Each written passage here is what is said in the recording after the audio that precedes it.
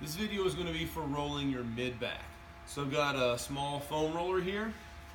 We're going to get it set up just a little bit below the shoulder blades, okay?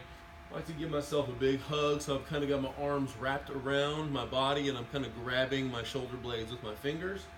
Chin is going to be tucked. I'm going to lift my hips and I'm just going to roll down to just before I get up to my neck, okay? You don't want to get up on your neck into that position. We're going to walk back. We want to stop before you really get into the low back, okay? So right about there, you come back up. We don't want to get lazy and let your back just arch over the foam roll, okay? You can kind of roll a little bit to one side, kind of hitting the muscles on one side between your spine and your shoulder blade, and then we'll go to the other side as well. This is foam rolling for your mid-back.